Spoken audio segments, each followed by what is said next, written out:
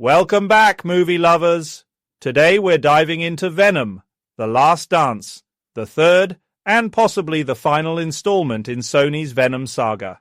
After mixed receptions from the first two films, can this movie redeem the franchise? Or is it the end of the line for Eddie Brock and his symbiote alter ego? Let's rewind a bit. Venom initially hit screens as an unexpected solo anti-hero from the Spider-Man universe, delivering Tom Hardy's rugged portrayal of Eddie Brock, who coexists with a chaotic alien symbiote. Despite divided reactions, Venom became a box office hit, earning over $850 million worldwide.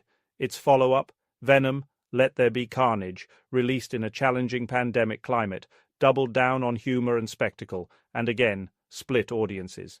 Now, with Venom, The Last Dance, the stakes are higher as Sony gambles on its established formula.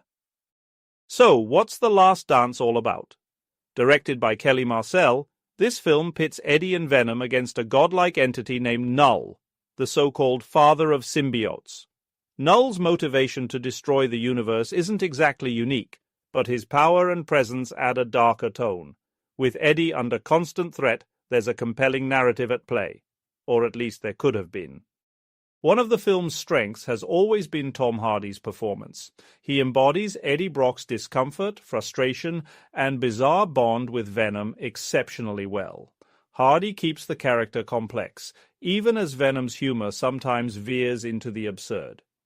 This film introduces Dr. Jane, played by Juno Temple, whose character has depth, but the movie only scratches the surface. Then there's Null, whose dramatic presence should set the stage for some high-stakes conflict, but the character's story and motivations feel thinly developed. Let's talk about the script, penned by Marcel herself. The plot is peppered with the classic explainer scenes. We're told Null's backstory in such a straightforward way that it leaves no room for mystery. And the dialogue? Well, it lacks finesse.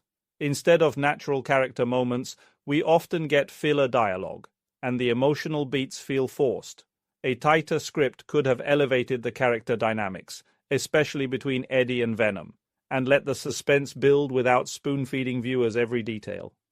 Venom's quirky humor has been a signature of the franchise, but here it feels inconsistent.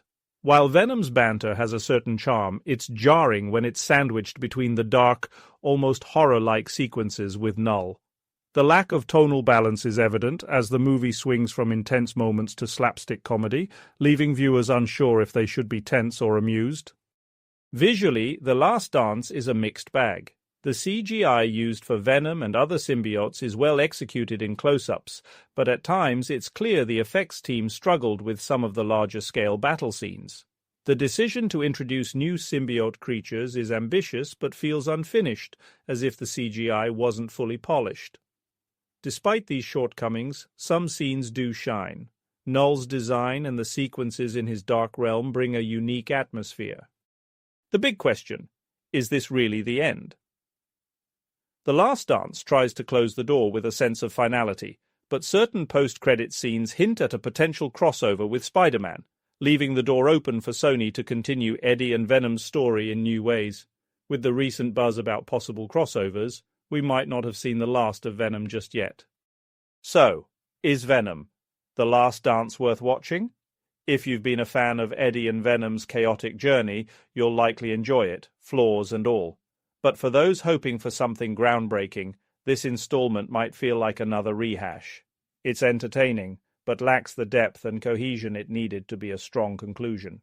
Ultimately, it's a movie that's likely to please the franchise's dedicated fans, while leaving newcomers wondering what all the fuss was about.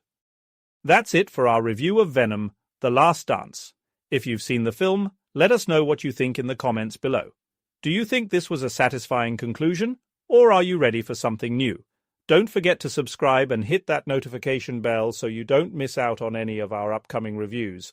Thanks for watching, and we'll see you in the next video.